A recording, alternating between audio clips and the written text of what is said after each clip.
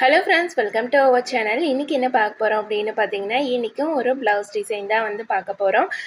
Border கரையை வச்சு எப்படி சூப்பராக வந்து ப்ளவுஸ் டிசைன் வந்து பண்ணலாம் அப்படின்னு தான் வந்து பார்க்க போகிறேன். இப்போ நீங்கள் நம்ம சேனலில் ஃபஸ்ட் டைம் பார்க்குறீங்கன்னா மறக்காமல் வந்து சப்ஸ்கிரைப் பண்ணி சப்போர்ட் பண்ணுங்கள். இப்போ கீழே வந்து நான் மடித்து தைக்கிறதுக்காக விட்டுருந்ததை ஒரு 1/4 இன்ச் மட்டும் விட்டுட்டு மீதி இருக்கிற கிளாத்தெல்லாம் கட் பண்ணி எடுத்துகிட்டேன். கழுத்தோட அகலம் வந்து பார்த்தீங்க அப்படின்னா 3 ஒரு பாயிண்ட்டு, 3 இன்ச் ஒரு பாயிண்ட்டு. அடுத்து வந்து கீழே இறக்கம் வந்து பார்த்தீங்க அப்படின்னா வந்து 9 இன்ச் இறக்கம் வந்து வருது. இப்போ நம்ம வந்து எந்த ஷேப் நெக்கு வந்து நம்ம கொடுக்குறோமோ அதை ஃபஸ்ட்டு வந்து நம்ம கட் பண்ணி எடுத்துக்கலாம். ஃபஸ்ட்டு நான் இந்த மாதிரி வந்து வரைஞ்சி எடுத்துட்றேன். இப்போ இந்த மாதிரி தான் நம்ம வந்து 2 பிட்டாக வந்து கட் பண்ண போகிறோம். ஃபஸ்ட்டு வந்து பார்த்தீங்க அப்படின்னா இந்த வளைவு கொடுத்த ஒரு பிட்டும் அதுக்கப்புறம் சென்டரில் அட்டாச் பண்ணுறதுக்கு ஒரு பிட்டும் தான் நம்ம வந்து கட் பண்ண போகிறோம். இப்போ நான் இதை வந்து கட் பண்ணி எடுத்துட்டேன். ஃபஸ்ட்டு நம்ம 2 சைடும் இருக்கிற போர்ஷனை ஃபஸ்ட்டு கட் பண்ணிக்கலாம். லெஃப்ட் அண்ட் ரைட் சைடு வந்து நமக்கு அது கரெக்டாக வரணும் அப்படிங்கிறதுனால நான் ஒரு மார்க் போட்டுக்கிட்டேன். அடுத்தது இதோட சென்டர் பாயிண்ட்டை நம்ம வந்து அந்த சென்டரில் வர கட் வந்து நம்ம எடுத்துக்கலாம். இப்போ நம்ம இந்த ப்ளவுஸோட உயரத்துக்கு தகுந்த மாதிரி உயரத்துக்கு ஃபுல்லாக வந்து கேன்வாஸ் வந்து எடுத்துருக்கிறேன். அந்த கேன்வாஸை கீழே லாஸ்ட்லேருந்து மேலே நம்மளோட ப்ளவுஸோட உயரம் வரையும் இந்த மாதிரி வச்சுட்டு மார்க் பண்ணி எடுத்துடலாம். இப்போ பாருங்கள், நான் வந்து அதே மாதிரியே நம்ம எப்படி கட் பண்ணமோ அதே ஷேப்பில் வச்சுருக்கேன். அடுத்து ஒரு 1.5 இன்ச்சுக்கு ஒரு டேப் வச்சு நம்ம அளவு எடுத்து அந்த 1.5 இன்ச் இந்த மாதிரி சைஸ் வர மாதிரி வந்து ஒரு வரைபடம் வந்து வரைஞ்சிடலாம். இப்போ நம்ம இதை கட் பண்ணி எடுத்துக்கலாம். ஏன்னா நம்ம அப்ராச்மெண்ட்டாக வரைஞ்சோம் அப்படின்னா நமக்கு வந்து அந்த ஷேப் வந்து கொஞ்சம் முன்ன பின்ன வர்றதுக்கு வாய்ப்பு இருக்குது. இதுவே நம்ம வந்து இது வச்சு நம்ம டேப் வச்சு அளந்து கரெக்டாக வந்து வரைஞ்சோம் அப்படின்னா நமக்கு அந்த இடம் வந்து எல்லா இடத்துலையும் ஒரே சைஸாக வந்து வரும். இப்போ இதை நம்ம கட் பண்ணி எடுத்துட்டோம். இது ரெண்டுமே வந்து ரைட் அண்ட் லெஃப்ட் சைடு வந்து வைக்க வேண்டியது. அதனால் அந்த அளவு வந்து மாறாமல் இருக்கணும் அப்படிங்கிறதுக்காக அதுலேயே நம்ம வந்து ஒரு மார்க் பண்ணிக்கலாம். இப்போ நம்ம மெயின் கிளாத்தில் ஃபஸ்ட்டு வந்து வச்சு அட்டாச் பண்ணிடலாம். மெயின் கிளாத்தை லைனிங்கில் வச்சு நான் ஃபஸ்ட்டு தையல் போட்டு எடுத்துக்கிறேன். இதில் நம்ம திருப்புறது அந்த மாதிரி எந்த இதுவுமே கிடையாது. நம்ம அப்படியே லைனிங்கை மட்டும் மேலே வச்சு ஒரு தையல் தான் வந்து போட்டு எடுக்க போகிறோம். அதே மாதிரி இந்த சைடும் வச்சு நம்ம ஒரு தையல் போட்டு எடுத்துக்கலாம். எக்ஸ்ட்ரா இருக்கிற கிளாத் எல்லாத்தையுமே வந்து நம்ம அதுக்கப்புறம் கட் பண்ணி விட்டுறலாம். இந்த சென்டர் பீஸ் கிளாத் எல்லாமே நீங்கள் வந்து வச்சுருங்க, நமக்கு வந்து டிசைனுக்கு யூஸ் ஆகும். இந்த சாரியில் பார்த்தீங்க அப்படின்னா நம்ம வந்து கஸ்டமர் டிசைன் பண்ணிக்கோங்கன்னு தான் சொல்லி சாரீ கொடுத்தாங்க. ஆனால் சாரீ வந்து அளந்து பார்த்தா கம்மியாக சரியான அளவில் தான் இருந்தது. அதுவும் இல்லாமல் இந்த ப்ளவுஸ் கலரே வந்து இன்னும் கொஞ்சம் கிளாத் வந்து அதுக்கப்புறம் தான் சாரியில் வந்து வேறு கலர் சாரியோட கலர் வந்து வருது. அப்போ நம்ம வந்து அந்த இடத்துல ப்ளவுஸ் கலரை கட் பண்ணிவிட்டு திருப்பி அந்த இடத்துல வந்து நம்ம டிசைனுக்காக எடுத்துக்கிட்டு திருப்பி ஜாயின் பண்ணோம் அப்படின்னா அது வந்து நல்லா இருக்காது. அதுவும் இல்லாமல் நமக்கு கிளாத்துமே வந்து பத்தாது. அப்படிங்கிறதுனால ஒரு சில ப்ளவுஸ்க்கு எல்லாமே வந்து நான் அந்த மாதிரி ப்ளவுஸ் கொஞ்சம் தூரம் ப்ளவுஸ் கலரே வந்து கொஞ்சம் தூரம் வந்திருந்தாலும் நான் வந்து அதை கட் பண்ணி எடுத்துகிட்டு டிசைனுக்கு எடுத்துக்கிட்டு அதுக்கப்புறம் திருப்பியும் வந்து அதை வந்து ஜாயின் பண்ணி ஓவர்லாக் போட்டு விடுவேன். ஆனால் அதில் இந்த சாரியில் வந்து அந்த மாதிரி பண்ண முடியலை. ஏன்னா வந்து சாரீ வந்து கரெக்டான அளவில் தான் இருந்தது. அவங்களும் கொஞ்சம் வந்து சப்பியாக இருப்பாங்க. அப்படிங்கிறதுனால ப்ளவுஸ் சாரீ பத்தாது அப்படிங்கிறதுக்காக அவங்களுக்கு வந்து இது ஒரு ஃபங்க்ஷனுக்கு வேணும் அப்படிங்கிறதுக்காக நிச்சயத்துக்கே என்னமோ வந்து வேணும் அப்படின்னு சொல்லியிருந்தாங்க. அதனால வந்து சரி செப்ரேட்டாக நம்ம கிளாத் எடுத்து டிசைன் பண்ணலாம் அப்படின்னாலும் என்கிட்ட வந்து டைமிங் வந்து இல்லை. அவங்க முதல் நாள் கொடுத்து அடுத்த நாள் வேணும் அப்படின்னு வந்து சொல்லி கேட்டிருந்தாங்க. அதனால வந்து நான் பார்டர் கரையை வச்சு இதுக்கு டிசைன் பண்ணியிருக்கேன். இப்போ ஒரு இந்த ப்ளவுஸில் பார்த்தீங்க அப்படின்னா ஒரு பக்கம் நல்ல ஒரு பெரிய பார்டராக வந்து இருக்குது.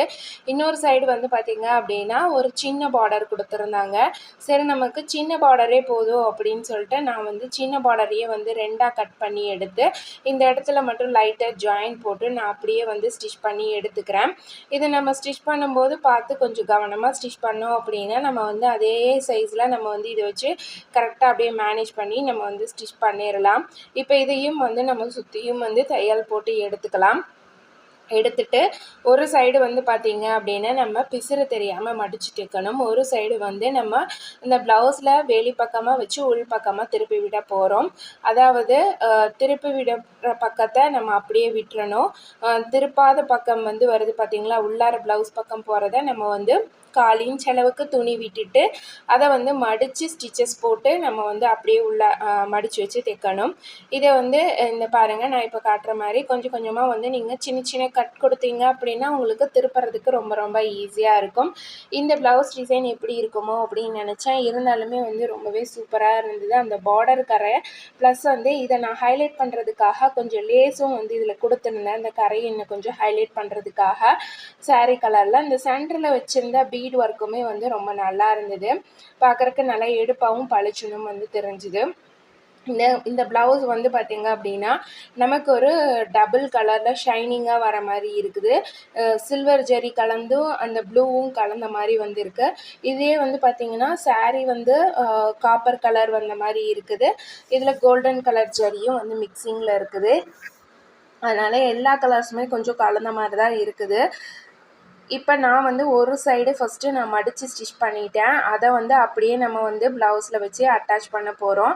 இந்த கார்னர் வரும்போது நீங்கள் அப்படியே முடிச்சுக்கோங்க. முடிச்சுட்டு திருப்பி ஸ்டார்ட் பண்ணிங்க அப்படின்னா உங்களுக்கு அது ரொம்ப கரெக்டாக வரும். அதுவே வந்து நீங்கள் கண்டினியூவாக அதை அப்படியே கொண்டு போகணும் அந்த கார்னரில் அப்படின்னு நினச்சிங்கன்னா உங்களுக்கு அது வந்து சரியாக வராது. கொஞ்சம் வளைவெல்லாமே சிரமமாக இருக்கிற மாதிரி இருக்கும். இப்போ பாருங்கள், நான் வந்து இதை வந்து பேக் சைடு வச்சு ஸ்டிச் பண்ணிவிட்டு சின்ன சின்ன நாட் அந்த கட் கொடுத்து எடுத்துட்டு அதுக்கப்புறமே அதை அப்படியே நான் திருப்பி விட்டுறேன். திருப்பி விடும்போது நமக்கு ரொம்பவே ஈஸியாகவும் அழகாகவும் அப்படியே வந்து திரும்பிக்கும்.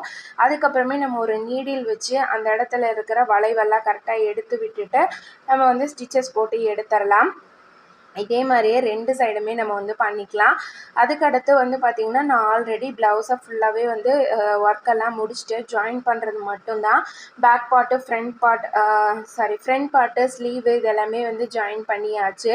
ஏன்னா இது போக தான் வந்து மீதி இருக்கிற கிளாத் எல்லாத்தையும் வச்சு நான் வந்து அந்த சென்டரில் வந்து ஃப்ளீட்ஸ் பிடிக்கிறதுக்கு ஜாயின் போடணும். அதுக்காக தான். ஏன்னா நம்ம எவ்வளோ கிளாத்து நம்மக்கிட்ட மீதி இருக்குதுன்னு தெரிஞ்சால் தான் அந்த டிசைன் வந்து பண்ண முடியும் அப்படிங்கிறதுக்காக நானும் வந்து எல்லாத்தையும் முடிச்சுட்டு இந்த மீதி இருக்கிற கிளாத் எல்லாத்தையுமே வந்து ஜாயின் பண்ணிவிட்டு 1 by 1 ஜாயின் பண்ணிவிட்டு அப்படியே வந்து ஃப்ளீட்ஸ் எடுத்துக்கிறேன். ஃப்ளீட்ஸ் வந்து எடுக்கிறப்ப நமக்கு சரியாக எடுக்க வரல அப்படின்னா எனக்கு ஃபஸ்ட்டு வந்து பார்த்திங்கன்னா சென்டர் ஃப்ளீட்ஸ் எடுத்துகிட்டு அதுக்கப்புறம் 2 சைடு ஃப்ளீட்ஸ் எடுக்கிற மாதிரி தான் வந்து இருந்தது. ஆனால் வந்து அது சரியான ஒரு ஃபினிஷிங்கில் வரல அப்படின்னு சொல்லிட்டு அதை நான் பிரிச்சுட்டு அதுக்கப்புறமேல ஒவ்வொரு ஃப்ளீட்ஸாக மடித்து தையல் போட்டு எடுத்துக்கிட்டேன். ஒரு ஸ்ட்ரைட் தையல், ஒரு ஃப்ளீட்ஸை மடித்து ஒரு ஸ்ட்ரைட் தையல் போட்டுட்டு இன்னொரு ஃப்ளீட்ஸை மடித்து ஒரு ஸ்ட்ரைட் தையல் வந்து போட்டு எடுத்துக்கிட்டேன். அந்த மாதிரி வந்து போட்டு எடுத்துகிட்டு அப்போ நமக்கு ஃப்ளீட்ஸும் பார்க்குறக்கு ரொம்ப நீட்டாகவும் பர்ஃபெக்டாகவும் வந்து வந்துடும். இப்போ பாருங்கள், நான் மீதி இருக்கிற கிளாத்தெல்லாம் இந்த மாதிரி ஜாயின் போட்டு ஃப்ளீட்ஸ் பிடிக்கிறதுக்காக தான் வந்து எடுத்துகிட்ருக்கிறேன். இதுக்கு வாங்கின ஸ்டிச்சிங் ப்ரைஸ் எவ்வளோ அப்படின்னு வந்து பார்த்திங்க அப்படின்னா இந்த ப்ளவுஸுக்கு மொத்தமாக வந்து 600 ரூபாய் நான் வந்து தையக்கூலி வந்து சார்ஜ் பண்ணியிருக்கேன். இதுக்கு எதுக்கு எவ்வளோ அப்படின்னு பார்த்தீங்கன்னா 240 ரூபாய் வந்து என்னோடய ஒரு ப்ளவுஸுக்கு உண்டான கூலி, லைனிங் ப்ளவுஸுக்கு 50 ரூபாய் வந்து லைனிங்க்கு, புடவை ஓரடித்து ஃபால்ஸ் வச்சு ஸ்டிச் பண்ணுறதுக்கு 80 ரூபாய். இதுவே வந்து எனக்கு 370 ரூபாய் வந்து வந்துடும். மீதி இருக்கிற 230 ரூபாய் தான் வந்து நான் இந்த டிசைனுக்காக சார்ஜ் பண்ணியிருக்கேன். இப்போ இந்த டிசைனில் நமக்கு வந்து லேஸுக்கு வந்து 30 ருபீஸ் அப்படின்னு போட்டுட்டாலும் மீதி வந்து 200 ருபீஸ் வந்து இந்த டிசைனுக்காக நம்ம வந்து சார்ஜ் பண்ணிக்கலாம். நம்ம வாங்குகிற ஏரியா பொறுத்து தான் வந்து நமக்கு தையக்கூலி எல்லாமே வந்து வாங்க முடியும். நம்ம இருக்கிற ஏரியா பொறுத்து. நம்ம இதுவே வந்து நம்ம கொஞ்சம் சிட்டிக்குள்ளார இருக்கிறோம், நல்லா வந்து ஒரு டவுன் ஏரியா அப்படின்னா அங்கே எல்லாமே நார்மல் ப்ளவுஸ் என்ன ரேட்டு, டிசைன் ப்ளவுஸ் என்ன ரேட்டுன்னு கேட்டிங்கன்னா அதுக்கு தகுந்த மாதிரி நீங்கள் வந்து சார்ஜ் பண்ணலாம். இங்கெல்லாம் மீறி போனாலே வந்து பார்த்திங்க அப்படின்னா 600, 700, 800 அவ்வளோதான் வந்து அதிகபட்ச ரேட்டே வந்து. அதையும் மீறி போனால் 1000 ருபீஸ் தான் வந்து ப்ளவுஸோட டிசைன் ரேட்டே வந்து வரும். அதுக்கு மேலே வந்து அதிகமாக எவ்வளோ தான் நம்ம ஸ்டிச் பண்ணாலும் வந்து வாங்க முடியாது. ஒரு சில கஸ்டமர்ஸும் இருக்கிறாங்க, இதுக்கு இவ்வளோவா அப்படின்னு சொல்லி கேட்குறவங்களும் நிறைய பேர் இருக்காங்க. இதில் என்ன பண்ணியிருக்கிறீங்க இவ்வளோ வாங்குறீங்க அப்படிங்கிறவங்களும் வந்து நிறைய பேர் சொல்லுவாங்க. நிறையா ஒரு தொழில் செய்கிறோம் அப்படின்னா அதில் வந்து பார்த்திங்கன்னா நிறைய வந்து நமக்கு அப் அண்ட் டவுன்ஸ் வந்து இருக்க தான் வந்து செய்யும். எல்லாத்தையுமே ஃபேஸ் பண்ணி தான் நம்ம வந்து அதை வந்து செய்யணும். இப்போ பார்த்தீங்க அப்படின்னா எனக்குமே இந்த மாதிரியான நிறைய ப்ராப்ளம்ஸ் வந்து வரும். எல்லாமே ஃபேஸ் பண்ணி தான் நான் வந்து இந்த தொழிலை செஞ்சிட்ருக்கேன். அதனால் எதுக்குமே நீங்கள் கொஞ்சம் மனசு விட்டுறாமல் உங்களோட தொழிலை மட்டும் நீங்கள் வந்து பார்த்து செய்யுங்க. இப்படி சொன்னவங்க தான் வந்து அதுக்கப்புறமேலு வந்து நம்மக்கிட்டேயே வந்து தேடி வந்து கொடுப்பாங்க, நம்ம அதிகம்னு சொல்கிறவங்க. அந்த மாதிரி கஸ்டமர்ஸும் இருக்கிறாங்க. நான் வந்து அப்படியெல்லாம் வந்து என்கிட்ட வந்து ஏதாவது சொன்னாங்க அப்படின்னா அதிகம் சொல்கிறாங்க, இல்லை நான் வந்து ஏதாவது ஸ்டிச்சிங்கில் வந்து குறை சொல்கிறாங்க, நம்ம அமௌண்ட்டு கேட்கும்போது அப்படின்னா அவங்களுக்கெல்லாம் அதுக்கப்புறம் நான் வந்து தைக்கிறதே வந்து கிடையாது. ஏன்னா நம்ம தொழிலுக்கு அப்படின்னு ஒரு மரியாதை இருக்குது. அதை நம்ம வந்து காப்பாற்றணும் இல்லைங்களா? என்னதான் அவங்க எது பேசினாலும் சரின்னு சொல்லி நம்ம பாட்டுக்கு வாங்கி ஸ்டிச் பண்ணோம் அப்படின்னா அவங்களுக்கு வந்து ரொம்பவே வந்து நம்மளை பார்த்தாலே கொஞ்சம் இளக்காரமாக தான் வந்து தெரியும். இது பொதுவாகவே எல்லா தொழிலுமே இருக்கக்கூடிய ஒரு விஷயந்தான். எவ்வளவோ வந்து ரேட் போட்டு காசு போட்டு துணி வாங்குவாங்க. ஆனால் வந்து நம்ம தைக்கிறவங்க கிட்ட வந்தால் மட்டும்தான் வந்து ஒன்று கடன் சொல்லுவாங்க, இல்லை அப்புறம் தரேன்னு சொல்லுவாங்க, இதுக்கு எதுக்கு இவ்வளோன்னு கேட்பாங்க. இந்த மாதிரி எல்லாம் வந்து நடக்கும். இப்போ நான் இந்த பார்டர் வந்து பார்த்திங்க அப்படின்னா ஹைலைட் பண்ணுறதுக்காக இன்னும் கொஞ்சம் ஒரு same colour blue and copper colour கலந்த மாதிரி லேஸ் வச்சு அட்டாச் பண்ணுறேன். ஏன்னா பார்க்கும்போது இன்னும் கொஞ்சம் ஹைலைட்டாக தெரியும் அப்படின்னு. நமக்கு டே டைமும் சரி நைட் டைமும் சரி வேர் பண்ணுறப்ப நல்லாவே வந்து அட்ராக்டிவாக இருக்கும். இந்த சென்டரில் பார்த்திங்கன்னா நம்ம ஃப்ளீட்ஸ் எடுத்துருக்குறோம் இல்லைங்களா, ஒவ்வொரு ஃப்ளீட்ஸும் அந்த ஃப்ளீட்ஸ்க்கு எல்லாமே வந்து காப்பர் பீட் வச்சு நான் வந்து ஸ்டிச் பண்ணியிருக்கேன். கஸ்டமர் நாட் வந்து போட மாட்டாங்க, அதனால் அவங்களுக்கு நாட் வைக்கல. இதில் வந்து கம்பல்சரி எல்லா இடத்துலையும் டபுள் ஸ்டிச்சஸ் வந்து நான் போட்டு விட்டுறேன். அப்போ தான் நமக்கு இந்த லேஸ் வந்து ஒரு 1/4 இன்ச் அளவில் லேஸாக இருந்தாலுமே நம்ம டபுள் ஸ்டிச்சஸ் போட்டோம் அப்படின்னா நமக்கு எங்கேயுமே வந்து அது தூக்காது. நல்லா வந்து ஒரு நீட்டான ஃபினிஷிங்கில் வந்து இருக்கும். அதே மாதிரி தான் நீங்கள் லேஸ் சூஸ் பண்ணும்போதும் ஒரு மேக்ஸிமம் முடிஞ்ச அளவுக்கு சின்ன லேஸாக பாருங்கள். ஒரு 1/4 இன்ச் டு 1/2 இன்ச்சுக்குள்ளார பாருங்கள். 1/2 இன்ச் கூட ஓகே. ஆனால் ரொம்ப பெரிய லேஸாலாம் பார்த்தோம் அப்படின்னா நமக்கு இந்த மாதிரி வளைவு வர இடத்துல வளைஞ்சி ஸ்டிச் பண்ணுற இடத்துல எல்லாமே நமக்கு ஸ்டிச் பண்ணுறதுக்கு ரொம்ப வந்து சிரமமாக இருக்கும். இதுதான் வந்து நான் இந்த ப்ளவுஸ்க்கு வாங்கின ப்ரைஸு. மொத்தமாக 600 ருபீஸ் வந்து நான் சார்ஜ் பண்ணியிருக்கேன். இப்போ இதையும் வந்து ஃபுல்லாக தையல்லாம் போட்டுட்டு நம்ம வந்து பீடு வச்சு ஸ்டிச் பண்ணிடலாம். பண்ணிட்டு ஃபைனலாக வந்து பார்த்திங்க அப்படின்னா எல்லா ஒர்க்குமே வந்து கம்ப்ளீட் பண்ணியாச்சு. இப்போ இந்த கீழே பாட்டம் வந்து பார்த்திங்க அப்படின்னா எப்படி நான் க்ளோஸ் பண்ணுறேன்னா, ஃபஸ்ட்டு வந்து ஒரு 1/4 இன்ச் அளவில் மட்டும் விட்டுட்டு லைனிங் கிளாத்தை வந்து கட் பண்ணி எடுத்துருந்தேன் இல்லைங்களா, அந்த லைனிங் கிளாத்தை இப்போ நம்ம வந்து ஒர்க்கெல்லாம் முடிச்சதுக்கப்புறமேலு இது மேலே வச்சு அட்டாச் பண்ணிடுறோம். மேலே வச்சு அட்டாச் பண்ணிட்டு அப்படியே திருப்பி விட்டுட்டு ஃபஸ்ட்டு வந்து பார்த்திங்க அப்படின்னா நான் மடித்து ஒரு பெரிய தையலாக உள்ளே போட்டு விட்டுட்டு எம்மிங் பண்ணி விட்டுறலாம் பேக் போர்ஷனை அப்படின்னு நினச்சேன். ஆனால் வந்து அது தையல் நமக்கு தெரிகிற மாதிரி இருந்தால் நம்ம வந்து எம்மிங் பண்ணலாம். இதில் சுத்தமாக தையலே வந்து எதுவும் தெரியலை அப்படிங்கிறதுனால நான் அப்படியே வந்து மடித்து தையலே வந்து போட்டு விட்டுட்டேன். ஏன்னா நமக்கு சுத்தமாக வந்து பேக்கில் தையல் தெரியலை அப்படிங்கிறப்ப நம்ம எம்மிங் பண்ண தேவையில்லை.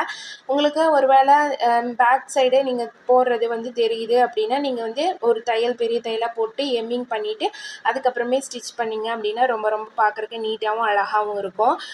ப்ளவுஸோட ஃப்ரண்ட் சைடு மட்டும் இல்லை, பேக் சைடுமே வந்து நமக்கு ஒரு ஃபுல் ஃபினிஷிங்கில் வந்து இருக்கணும். ஃபைனலாக பார்த்திங்கன்னா இதுதான் இதோட அவுட்லுக்கு.